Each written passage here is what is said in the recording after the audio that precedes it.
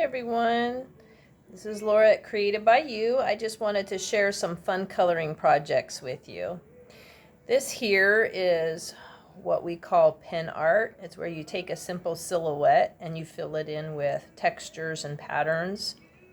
And as you can see, when we do this, it just creates a whole new dimension to coloring a coloring page.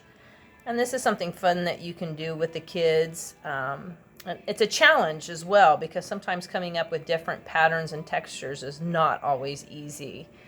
A great example is like adult coloring books. And as you can see, like here's a page from one. You can see how they've created different textiles and different sections of the walrus. That's kind of what we want to do when we do a coloring page. And you notice these have no color. This is just all using black ink, or you could use a pencil.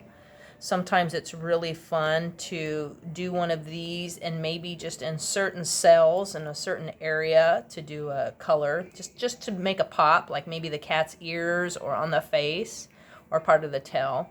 So I'm going to just get started on one just to kind of give you an idea, but this is something fun that keeps you busy, keeps the mind busy, and great for the kids.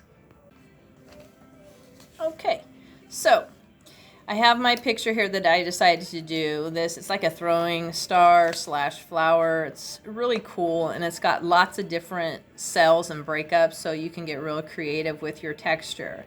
So one thing that is really cool is to try not to have like designs touching. So if I did a bunch of lines in this one, to try and do something different, or do like lines, circles, but kind of get your creative mind going, let the kids kind of explore. Plus it's great for practicing letters and numbers. I know it sounds weird, but when I've done this with my kids and they run out of ideas of doing circles and lines and jagged lines and slanted lines, we started using letters. So for example, like throwing in a Z.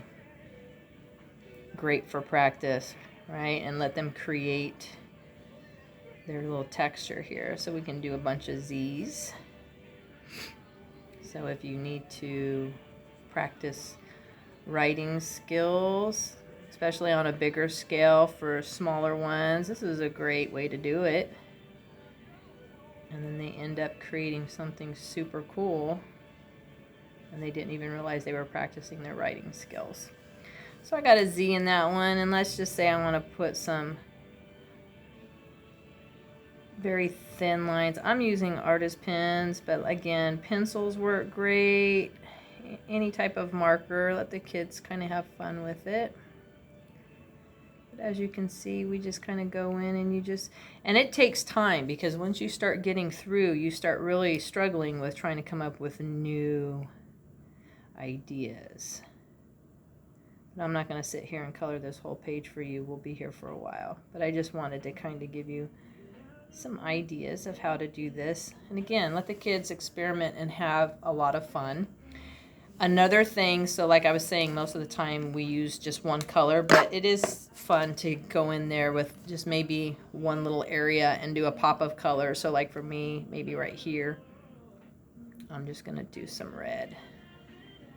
And maybe on this one up here. And I'm going to do the same pattern I did in the other one, since they're not touching, just to kind of create something different, you know.